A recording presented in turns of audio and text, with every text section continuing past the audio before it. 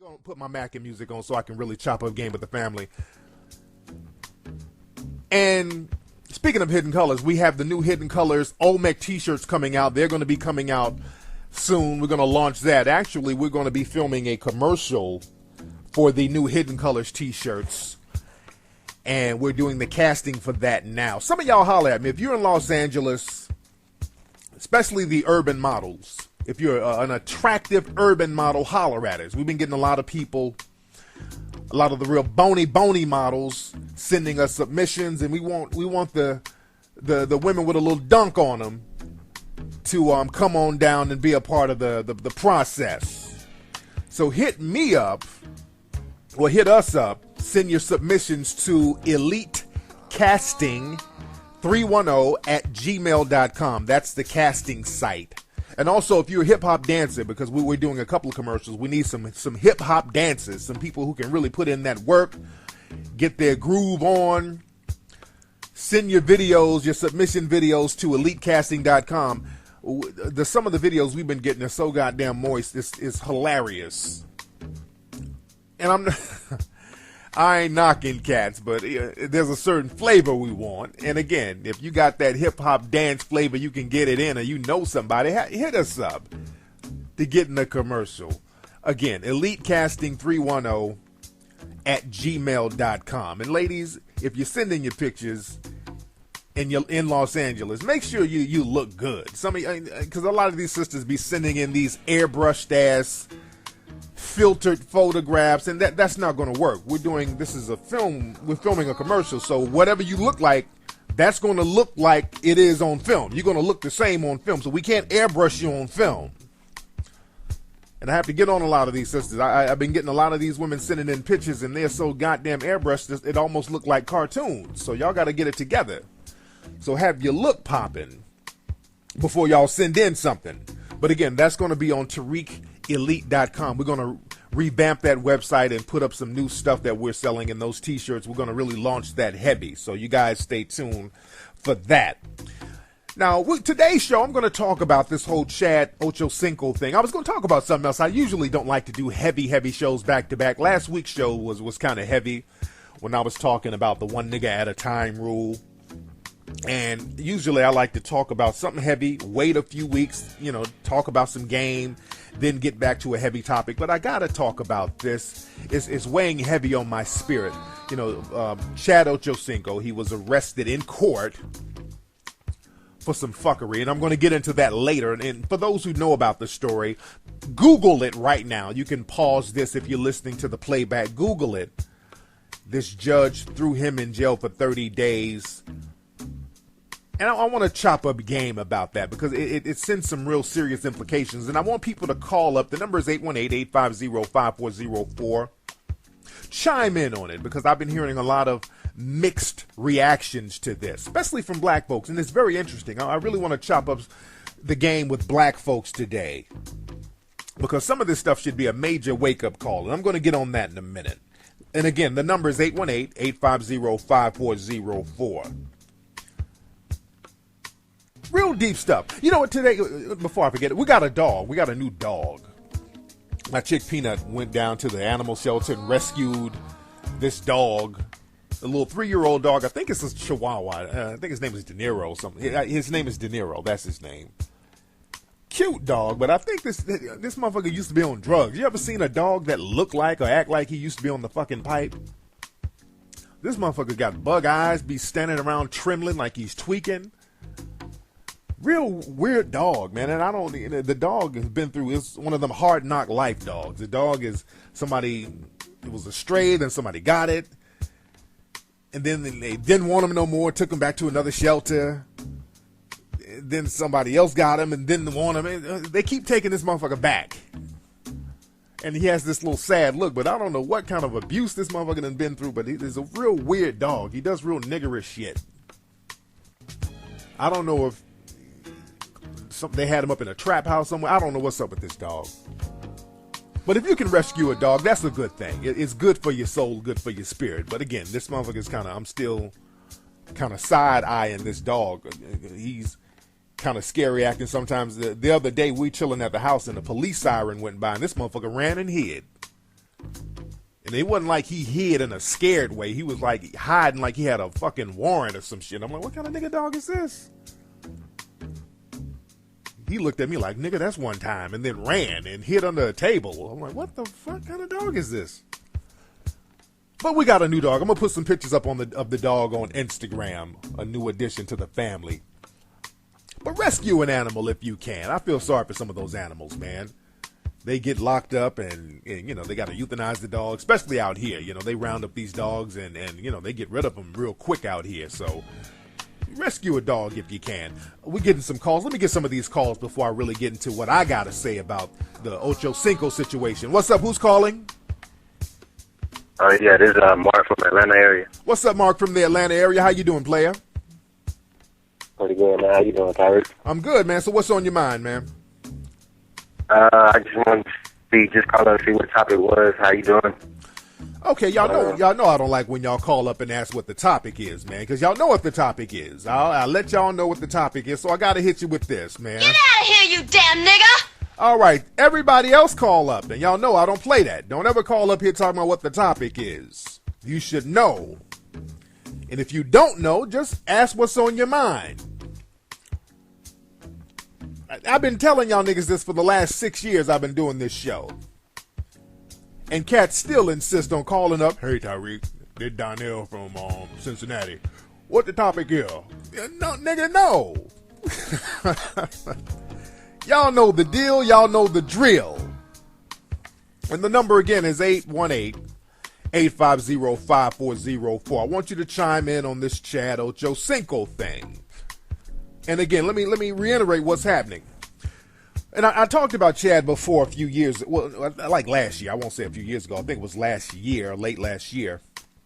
Chad Ocho Cinco, he was in court, going back and forth to court for allegedly headbutting his wife. And I did a whole show about that. And now that he's in the system, they're trying to run him through the ringer. Now, recently, he was in court the other day.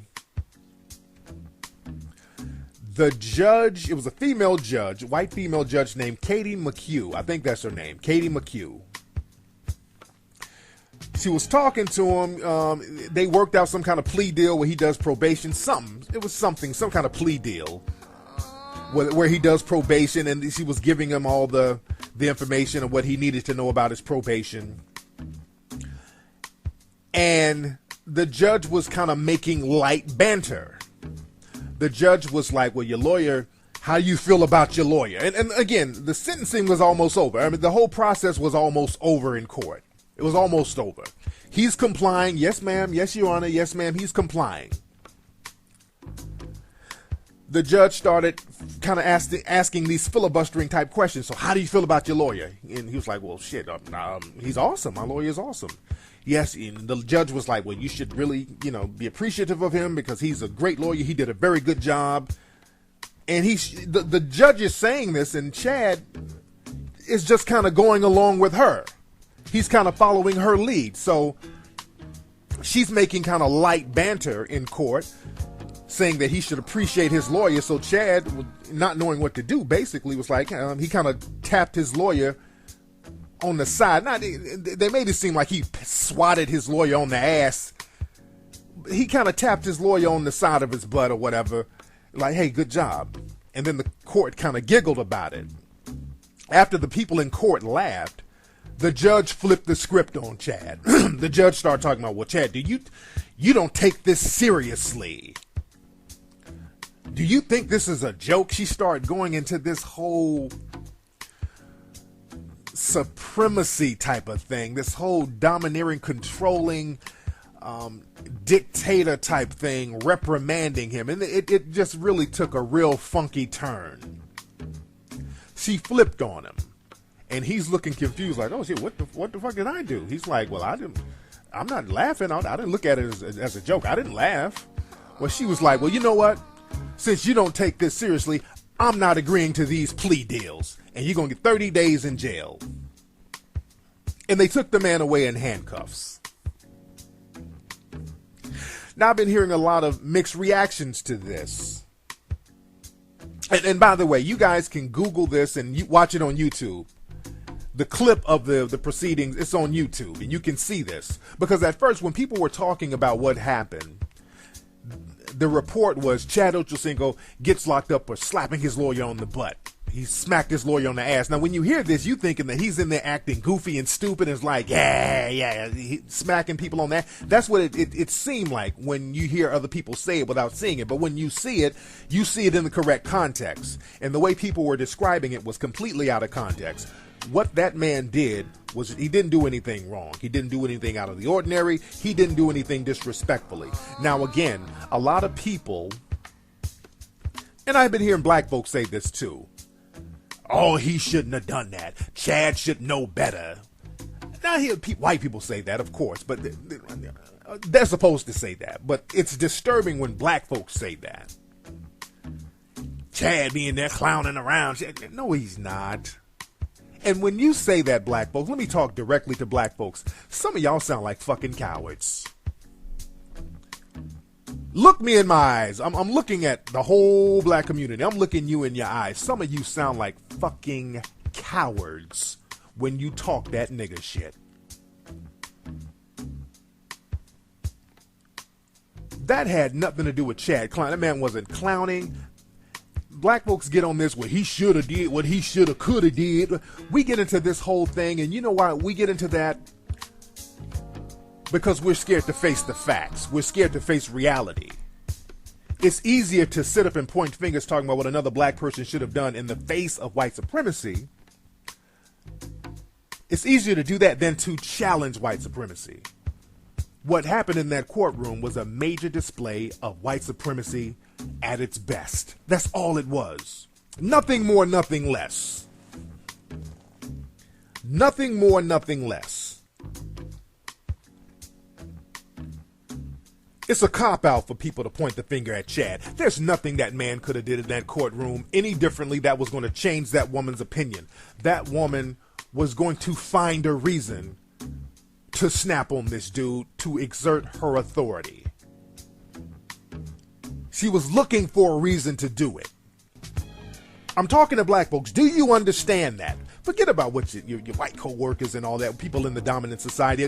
They're going to say little silly shit because you're supposed to play dumb in order to maintain the system. So, of course, they're going to say certain things. But when black folks say certain things, nigga, what you talking about?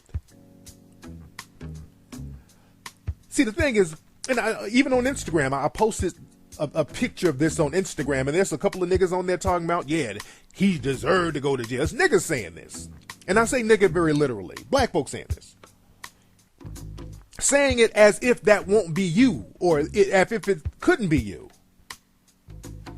That kills me how black folks say stuff like that as if it couldn't be you. See, the thing is, black people, you have to understand this. You can guarantee that you can never commit a crime. You can guarantee that you will never go out and commit a crime. You can guarantee that. You can say, look, I'm going to walk the straight and narrow all my life. I will never commit a crime. You can guarantee that. But you cannot guarantee that you will be accused of a crime. Do you understand that? You can't guarantee if you're going to be accused of a crime or not, especially if you're a black person. Because the thing is, all it takes is somebody white to accuse you of something, and they're going to get the benefit of the doubt. Oh, yeah, nigga, yeah. So if you get wrongfully accused for something and you got that mentality where that nigga deserved it without really challenging the system of white supremacy, that same system that you co-sign will be used against you. And that's the biggest mistake that a lot of black people make, co-signing the fuckery out of fear. You think that if you co-sign it, it's going to make it easier on you. And that's been a major mistake that black people have always made since slavery. It goes back to Africa, the Africans who complied with some of the European imperialists who came into Africa. You thought that working with them was going to somehow help you. After you helped them round up your African rivals, they said, thank you very much. Now you get your ass in these chains. I'm taking you too. That's how the system works. I don't know why black folks haven't figured that out yet. If you comply with the system, that same system is going to come back and bite you in the ass. It kills me when niggas co-sign that system as if it will not affect them later on down the line. It always affects you. That's why people look at you stupid. Like, you're a fucking idiot. How would you co-sign a system that's really built against you? Because, again, a lot of niggas think short-sighted. You think of the little temporary victory that you might get. You might get a pat on the back. You might get a little trinket here or there temporarily. But in the long run, it bites you in the ass. You got to think like a chess player. That's the problem with a lot of black folks out here. You don't know how to think like chess players. You got to think 10 steps down the line. That's why I'm talking about this today, because I'm thinking like a chess player. I'm thinking 10 steps down the line, 10 moves down the line, and stuff like this would happen. And that's why I'm doing a whole show about it. That has very detrimental ramifications 10 steps down the line with this whole Chad thing and the way this situation was handled in court, because now we're regressing back into some 1950s Jim Crow shit. The black community is regressing. I'm going to get back on that in a minute. Let me get a call or two. Don't lose that thought. What's up? Who's calling? What's up, man? This is Debonair out of VA. What's up, Debonair out of VA? How you doing, player? I'm doing great, man. I'm doing great, man. I've been trying to call you for some time now, man. It's hard to get through. Yes, sir. And I've been listening to your podcast for, man, over a year, man. It's been fantastic. Got all the books, man. Got the DVDs and everything, man. Much respect, man. Thank you very much for the call, brother. All right, the brother wanted to give a shout out, man. I didn't want to derail the thought pattern of the show. Shout out to Debonair out there, man. I appreciate that. Appreciate all you people for getting my books, man. Get all my books at Amazon.com, by the way. All my books at Amazon. And get my movie, too. Don't forget to go to iTunes to get my movie, The Eugenist. Get that now. Download it instantly. But I digress. But let me finish what I was saying. With black folks, you never know when you will get accused of a crime. Because, again, it just takes a random white person to say, okay, that nigga did it. That's it. And they're going to get the benefit of the doubt. That's why you always see black men getting out of prison because of DNA. Niggas have been in prison for like 20 years wrongfully accused of a crime they didn't do. You always see that with black dudes. Somebody just say, hey, that nigga did it, and he got 20 years off the rip. And then they had to come up with DNA to help get him out. There's so many cases like that. You understand that? So co-signing the fuckery of the system is not going to benefit you. And again, I've criticized Chad Ochocinco before, not for this situation, because again, I criticize him for marrying a chick who would put him in a predicament like this. That's why I criticized him, because that's still biting him in the ass. Marrying that chick, marrying the wrong person, getting with the wrong person, it opens the door for constant fuckery, especially if you're a black male of means. This is what happens, and it is going to keep biting you on the ass over and over again. Once they get you in the system, they're going to, before they let you out that system, they're going to make sure you got a lot of bite marks on your ass. They're not just going to let you out the system once they got you in there. They want to keep biting you in the ass before they let you go. By the time they let you go, they want to break your spirit. If you are a black male, a so-called black male, and I use the term black just for the sake of conversation. Because I always get a few hotep niggas hit me up. Hey, brother Tariq, man, you shouldn't say black because we are... nigga, I know that. I know that, niggas. But the thing is, before we get into what title we should call ourselves, we got to get our actions straight first. We got to get our behavior patterns straight first.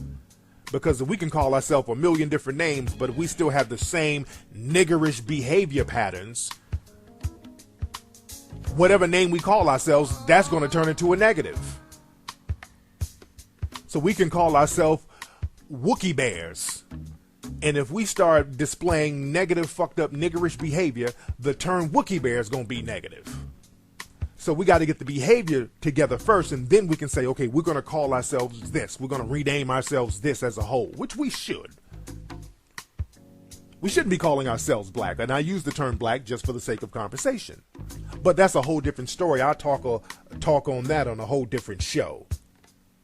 I'll definitely get on that in a whole different show. And check out my lectures. In Relationships, Riches, and Race, I talked about that a little bit. And in my new Atlanta DVD that's coming out, I think I touched on that as well. But again, like I said, man, with this Chad Ochocinco thing, be very clear. That judge giving him that 30-day sentencing, that was 200% racially motivated. Don't get it twisted. It was 200% racially motivated. Some people are trying to cop out, oh, it was just because she was a woman and he's accused of domestic abuse. No, nigga, no. That shit was racially motivated. We all know this. Let's be very clear. It was racially motivated. Back in the Jim Crow days, they let you know it was racially motivated. They will let you know, nigga, you going to jail because you a nigga in Texas, you a nigga in Florida. They will let you know. Now you're not supposed to say it overtly, but it's something that's understood. It's the unwritten rule. It used to be written, but they had to take it off paper. You think that rule changed just because they took it off paper? It didn't change. The mindset is still there. And the thing is, you don't try to convince the dominant society that it was racially motivated, because that's not what I'm trying to do. I'm not trying to convince the dominant society that it's racially motivated, because look, they know. The dominant society knows that it was racially motivated. No matter how much people publicly deny it, they know the truth. Black people spend a lot of wasted energy trying to convince the dominant society about what's racist or not. They know. Of course they know. They're not dumb. But it's their job to deny it. That's how the system is maintained. If they say, yeah, it is racially motivated and that's wrong, if enough people say that something is wrong, that means you have to change what's wrong. Right? If enough people say, hey, yeah, that was kind of unfair. Yeah, that was racially motivated. They shouldn't have did that. No, that was wrong. If something is considered wrong by the dominant society, you would have to change it. You would have to change it. The thing is, this system, they don't want to change it because the system has to be maintained. You got to deny it and you got to maintain the system because the system protects the dominant society and it controls the black society. Let me say that one more time so y'all can feel me. The system protects the dominant society and it controls the black society. Why would they try to change that? That's why there's this denial. What? No racism. What racism? It wasn't racially motivated. I think she just had a bad day. It's that type of silly shit. It's purposely silly. Don't get it twisted. So the question is for black people, what are you going to do? Because they're doing their job. The dominant society is doing their job by denying it. So what do you do about it? Because see, this trying to plea to some type of sentimental humanity for your plight, that's not going to happen. People don't give a fuck about you, black folks. And that's the reality. I'm getting real heavy today. Because this is something you need to hear. People don't give a fuck about you. Because you don't give a fuck enough about yourself to do something. To say enough is enough. We're going to have to organize and get this shit together. We're going to have to stop the silly little buck dancing, the trivial, petty nonsense that goes on in our community. We're going to have to stop that. And you have not said we're going to do that yet. That's why you're not taken seriously. Nobody gives a fuck about you because you don't give a fuck about yourself as a community. It's Tough Love Day today, people. This is Tough Love Day. Y'all don't understand the game. You need to understand the game and decide on a strategy. And again, a lot of people say, well, Chad Ochocinco should not have been joking around in court. Court should be taken seriously. He should have did. Let me tell you something. No matter what that man did in court, that woman was going to find a reason to throw a book at him as much as she could. That was a power trip. That was a power play. Let me tell you something. If that man would have just stood there and not said nothing, that could have been used against him.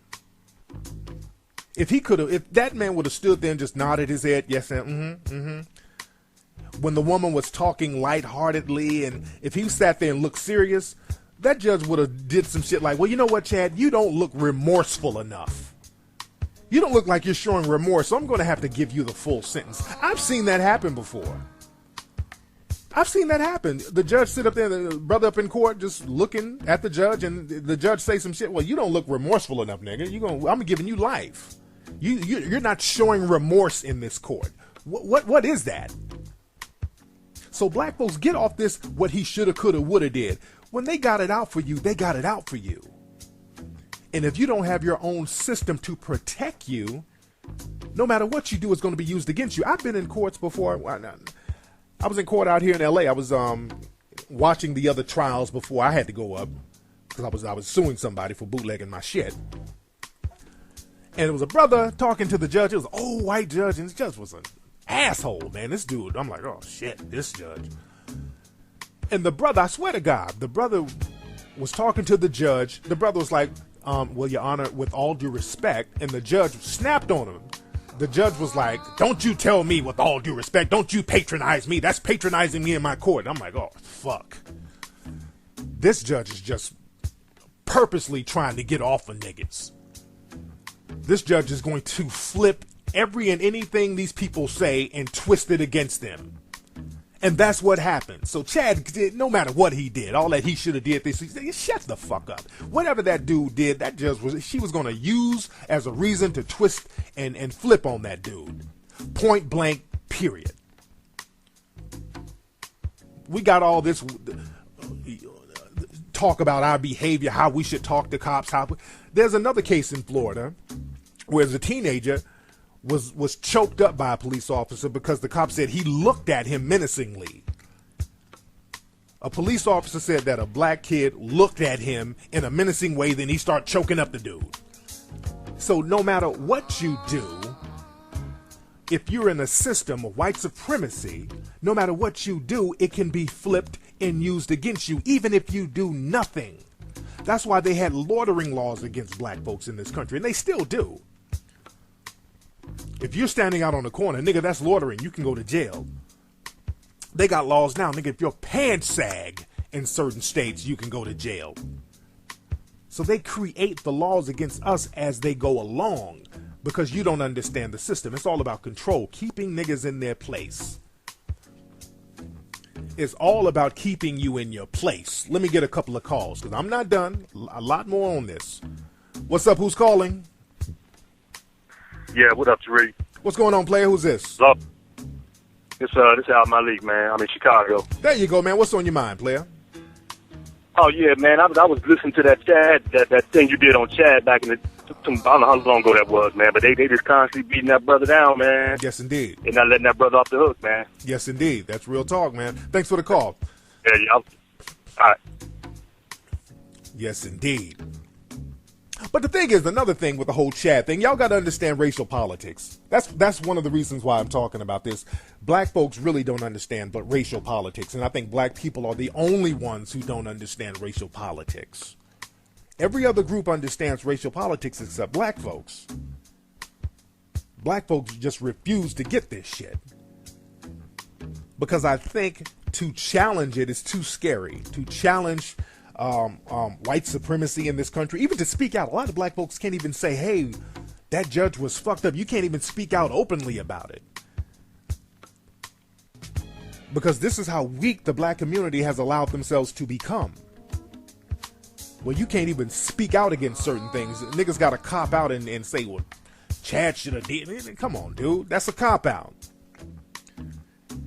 And also, like I said last week about black male celebrities having to be married in order to be accepted, because the thing is, black male celebrities like sports figures in particular, and actors, being a sexually active black male athlete is something that has always been looked down upon.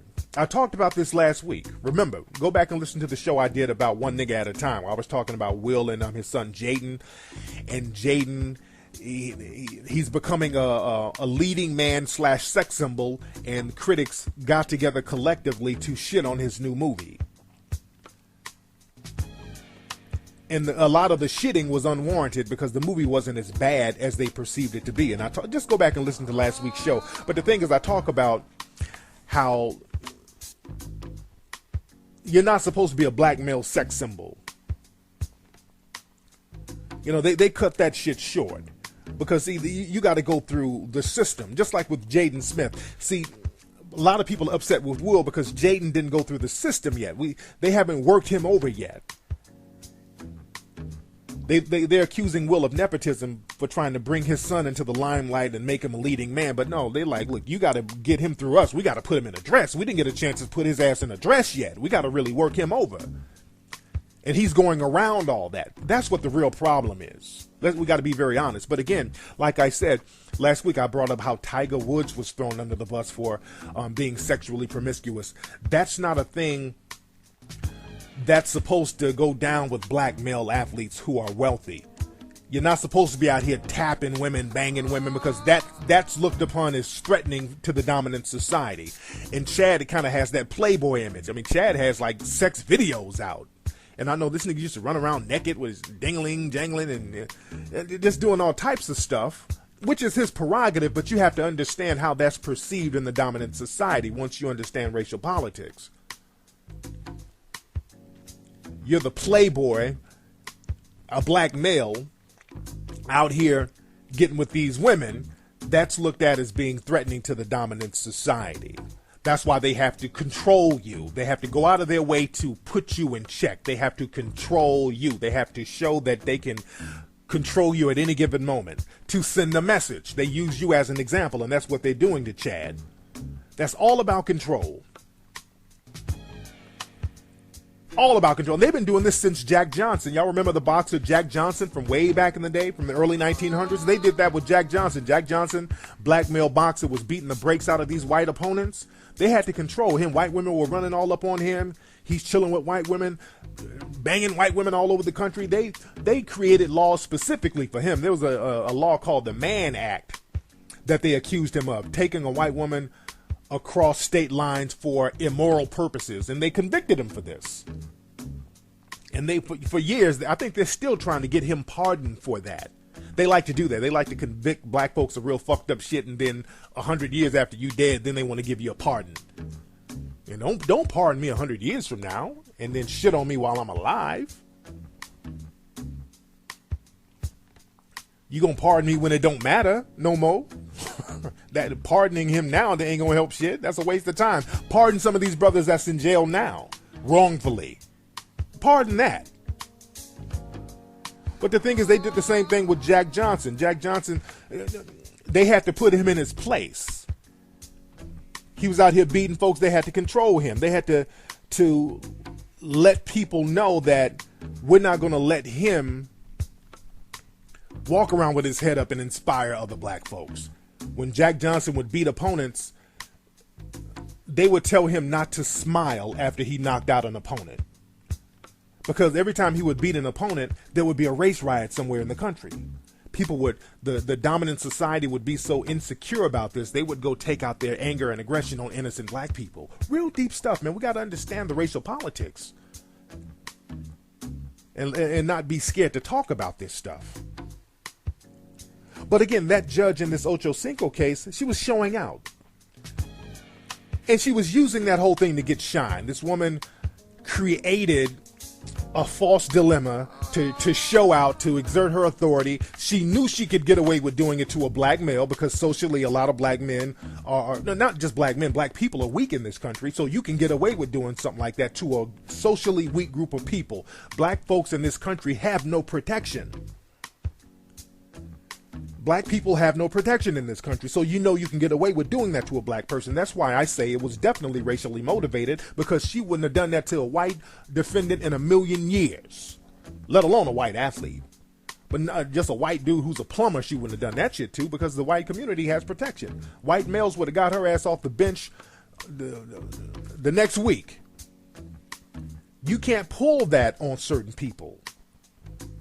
because they can organize and shut the shit down. And again, she was also trying to do it to get shine, to get her name out there. And that's the fastest way that a judge can get, or a prosecutor can get shine, by showing how tough you can be and how much you can shit on black defendants.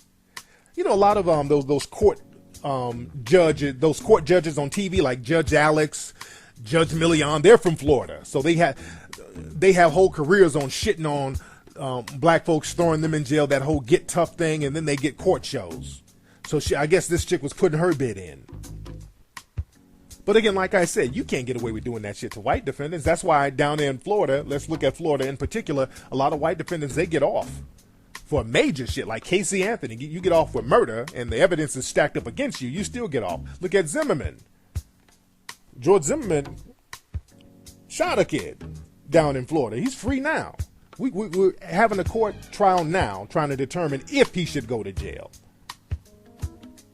So when I say that it's racially motivated, what's happening to Chad, you smacking your lawyer on the side, not really his ass, just kind of smacked him on the butt like, hey man, thank you. And then you go to jail and you got motherfuckers out here shooting people and killing them, walking around free. So I'm not reaching by saying this was racially motivated. And I say that to black folks, what you gonna do about it? You can keep copping out, but copping out is not going to be an option pretty soon. You understand that? Copping out is not going to be an option. And again, other groups of people won't allow that to happen to them. They're not going to let themselves be wrongfully accused. They're going to support their people. Let's go back to Zimmerman. There's a reason why George Zimmerman, he's getting so many donations from the public. Because the other groups of people don't play that shit.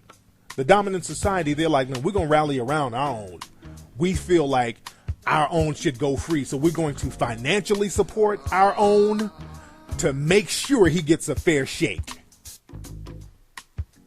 That's why this man has donations pouring in, and he's a cold-blooded killer.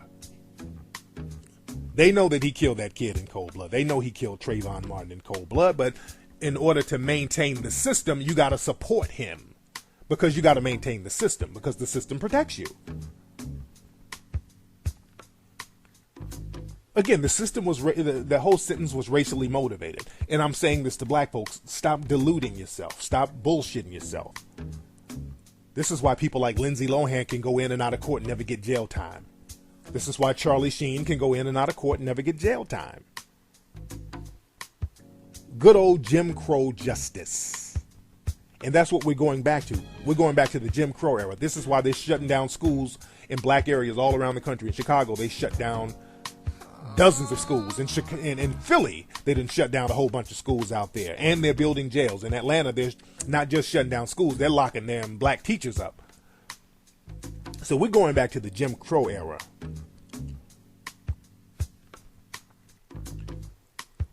So the question to black folks, what you gonna do? Playing dumb like the dominant society, that's not going to work for you.